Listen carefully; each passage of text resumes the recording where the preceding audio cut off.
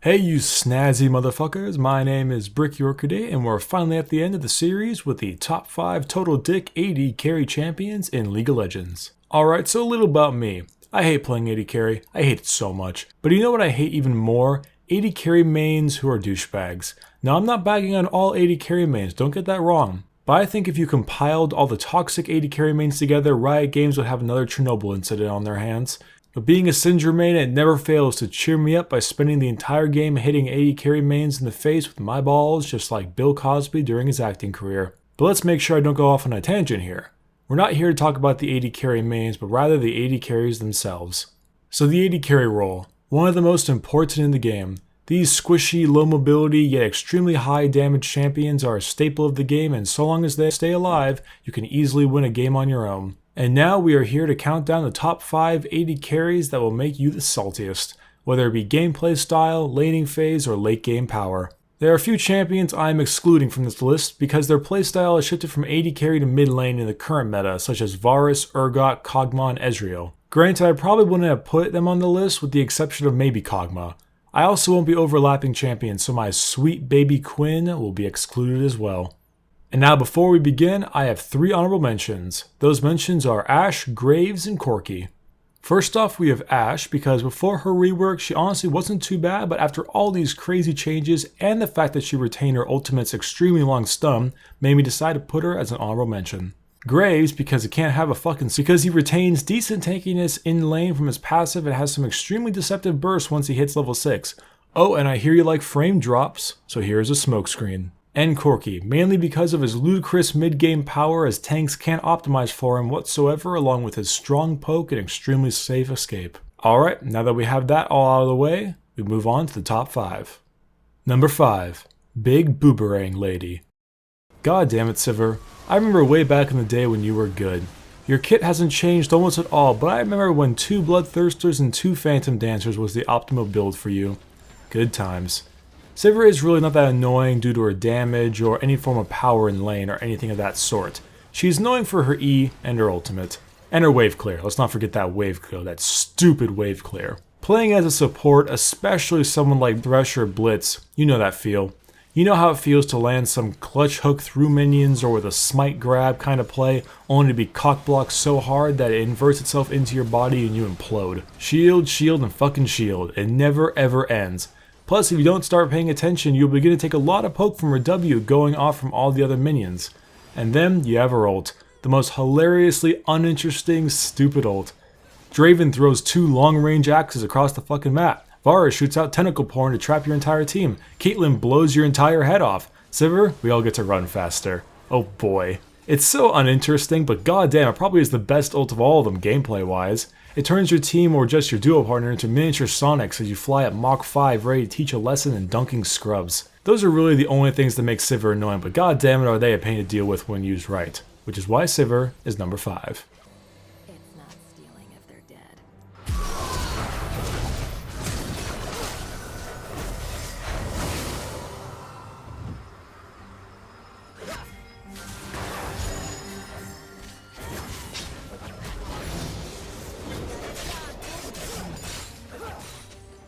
Number 4. Nidalee's emo cousin.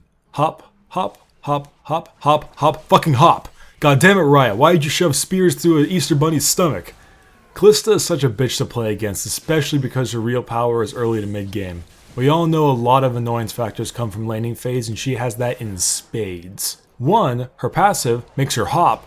Her Q is some good poke, and she has that partner W damage and those little moving spooky ghosts, and then you have her E, that looming damage threat the longer she attacks you, and you never really know how much damage that's going to do until she pops it. Oh, and you try to contest Baron or Dragon against Calista? Try it. Please try that. See if you get anywhere. Then, her ultimate. Literally the, yo support, fucking go get him, champ. Or, yo support, you little shit, why'd you get caught out, now I have to save you. It really is annoying, especially when the support is somebody like Kennen, Leona, Sona, or Braum, where getting up that close is certain death for the enemy team. Oh, and by the way, she likes to hop. Hop, hop, and hop. God damn it. Calista is such a pain. If I sound salty, it's because I am, and Calista might have been put higher, but if you catch her and stop her hopping, she just becomes kind of useless. That ult won't save herself. But anyway, Calista is insane and a huge pain in my ass, which is why she is number 4.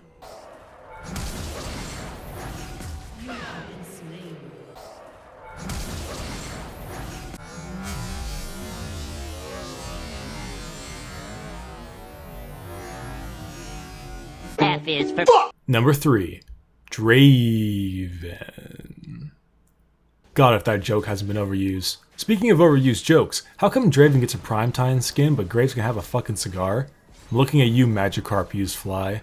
Draven is a hilarious champion, and when you look at his kit, he has almost no real annoying abilities. He's still a squishy, low mobility, and actually pretty damn hard champ to play because of those axes.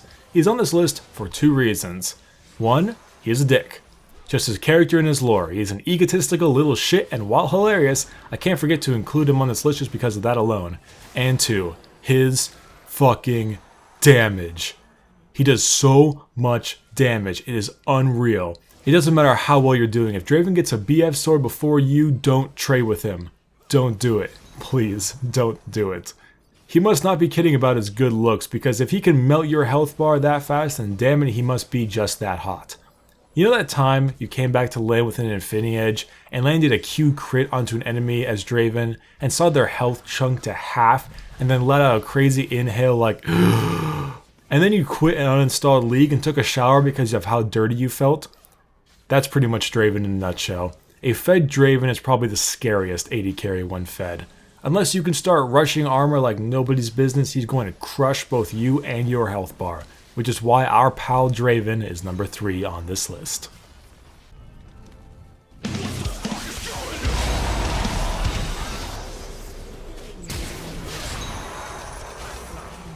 Number 2, Vayne Lincoln the Vampire Hunter. Vayne, I like you, Vayne. Queen of the 1v5, queen of the outplay, queen of the tank meta. I remember everybody bitching about the tank meta and I was sitting there thinking, well then why aren't you playing Vayne? Vayne is like a boxer. Pop, pop, bang. 1 auto, 2 auto, and the third is a tumble and boom, quarter of your health. Rinse and repeat in lane until crispy and golden brown. Vayne is a crazy champion with crazy skill curve and crazy late game damage. You know a good Vayne when you see one, just like a good Azir or Thresh. When you see that god Vayne, you fear for your ass, because when she turns your attention to you, I hope you're Lissandra, somebody with point and click CC, because if you're not, you're gonna have a pretty bad day. I really don't need to go into detail about why Vayne is annoying. She is Vayne, she's been annoying since the day of her release, and probably even more so now that she is the queen of demolishing the tank meta. And that is why Van Helsing's little assistant, you are number 2 on this list. I have no time for nonsense. Number 1. Is that a rocket in your pocket? Fuck you, Tristana. I hate you so much. Even before your rework, you are a pain in the ass, but now that you are just that much worse. God, I hate this champion. For one, her early and mid game isn't that bad anymore, but she still retains that signature Tristana late game.